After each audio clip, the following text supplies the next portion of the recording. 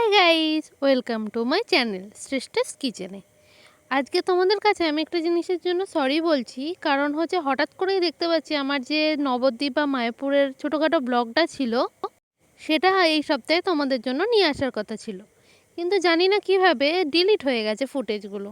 তাই আজকে তোমাদের জন্য নিয়ে এসেছি একটা মকটেল আইটেম। এটার নাম কি? এটার নাম হচ্ছে পেরি পেরি মকটেল। তো তার জন্য প্রথমে এরকম লেবু নিয়ে নিয়েছি আর নিয়ে নিয়েছি কিছু আঙুর, আর তার সাথে দিয়ে দিচ্ছি কিছু পুদিনা পাতা।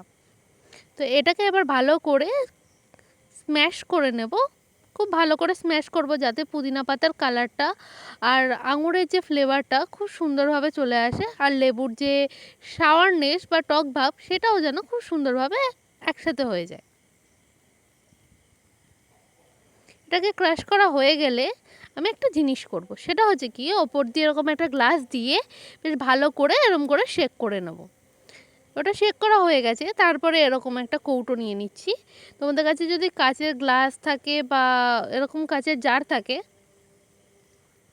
তো সেটাও নিতে পারো। আমার এটা খুব সুন্দর লাগছিলো দেখতে, তাই আমি এটা নিয়েছি। তো এই যে ওপরটায় দেখতে পাচ্ছ রোজ পেডেল লাগাচ্ছি, এটার জন্য কিন্তু একটা ট্রিক্স ইউজ করেছি। আমি একটা চিনির সেরা বানিয়ে নিয়েছিলাম, সেটা দিয়ে এতে খুব সুন্দর করে লাগিয়ে নিয়েছিলাম যাতে এই যে রোজ প্যাডেলগুলো আমার খুলে যাচ্ছে, এটা একটু পাতলা হয়ে গেছিলো চিনির শিরাটা, সেই জন্য খুলে যাচ্ছে। তো সেটা যাতে এই যে রোজ প্যাডেলগুলো আছে সেগুলো যাতে আটকে যায়, সেই জন্য আমি চিনির শিরাটা লাগিয়েছিলাম। এই যে দেখতে পাচ্ছ কি সুন্দর দেখতে লাগছে। এর মধ্যে এবার দিয়ে দিচ্ছি কিছু এরকম আধখানা করা আঙুর, আর তার সাথে দিয়ে দিচ্ছি আমাদের সেই আঙুর, পুদিনা পাতা আর লেবুর জুসটা। এটা দেওয়া হয়ে গেলে এবার আমি এটা ভর্তি করে দেব পুরো আইস দিয়ে।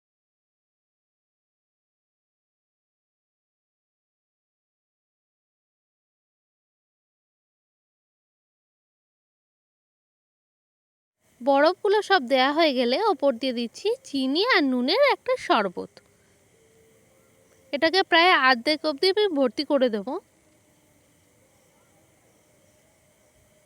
তোমরা চাইলে এখানে সোডাও ইউজ করতে পারো। আর ওপর দিয়ে দিয়ে দিচ্ছি ব্লু সিরাপের শরবত। ব্লু সিরাপ কী করে বানাতে হয় আমি তোমাদের আগেই ভিডিওতে দেখিয়ে দিয়েছি, সেই জন্য এই ভিডিওতে দেখাচ্ছি না। আমাদের কিন্তু পেরি পেরি মকটেল এখানে রেডি হয়ে গেছে। আর একটু ইন্টারেস্টিং বানানোর জন্য আমি একটা চামচের সাহায্য নিয়ে এই যে ব্লু সিরাপ আর নিচের আমাদের গ্রিন সিরাপ এই দুটোকে মিক্স করে দেবো। এটা করলে কি হবে, এটা করলে একটা চেঞ্জিং কালার আসবে, খুব সুন্দর একটা পার্পেল কালার আর নিচে গ্রিন কালার দুটোর মিক্স হয়ে, আর ওপরটা খুব সুন্দর একটা ব্লু কালার চলে এসছে। দেখতেই পাচ্ছ কি সুন্দর দেখতে হয়েছে। টাটা, রেডি আমাদের পেরি পেরি মকটেল। তোমরা যদি বাড়িতে বানাতে চাও কি কি দিলাম সেটাও দিয়ে দিচ্ছি। আর আজকের ভিডিওটা যদি তোমাদের ভালো লেগে থাকে তাহলে অবশ্যই লাইক শেয়ার সাবস্ক্রাইব করে পাশে থাকবে। Thank you.